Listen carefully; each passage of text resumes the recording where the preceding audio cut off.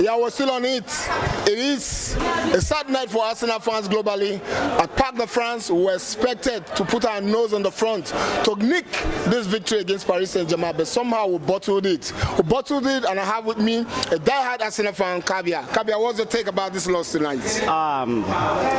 It's really don't go down well with me, especially here. I feel disappointed at the whole team.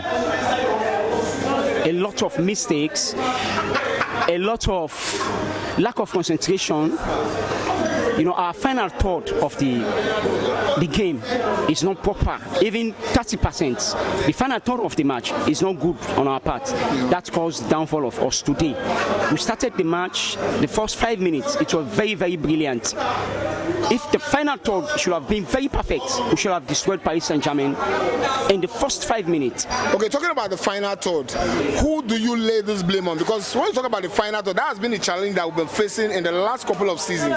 Our final third is always pathetic. Yeah. When we're in the opponent's area, when we're supposed to nick it, that's when we're not niggling. But if you look at the goals that PSG scored us, they were all out from the box. Oh yeah, sure. They had to take a shot, but we're not shooting. So who do you think should be blamed for this? For me, there are two players responsible for today's loss. One is our captain, Odegaard.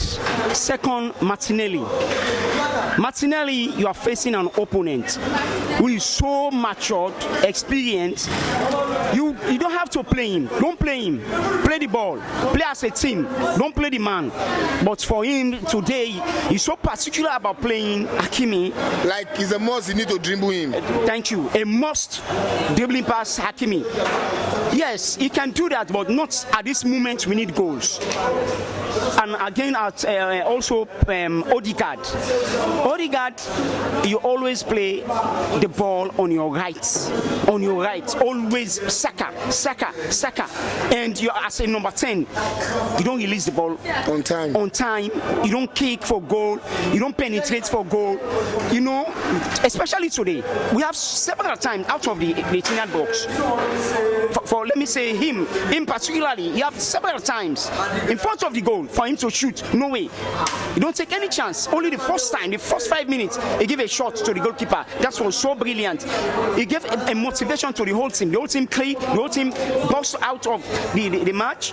They keep on attacking. But at the end of it's zero because of the final third is completely nonsense. So, talking about this final third, who do you think would have been responsible to correct it?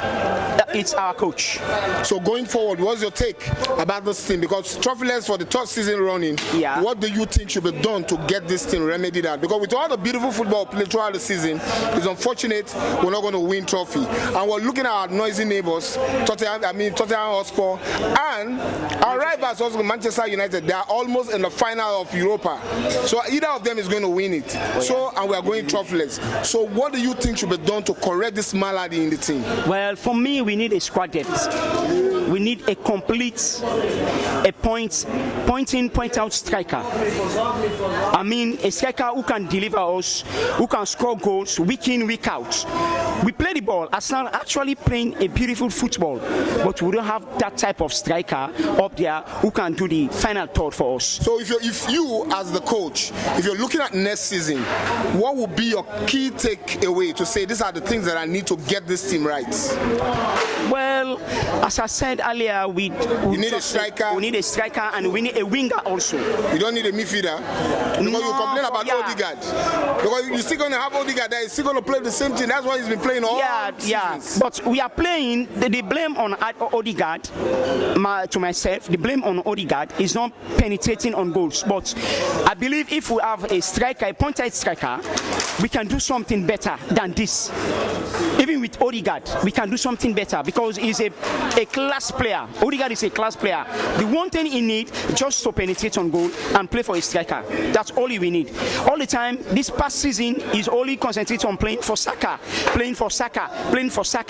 That's the only thing he can do. So we need a point-out striker and also need a winger on the left side. Okay. Absolutely. Okay, you've heard it from Kabia. We need an out-and-out striker and we need a left winger. And so what's your last message to the Gunners fans globally and to the club? Well, my last word here today, the Gunners fan, let's keep our faith. We are still Arsenal.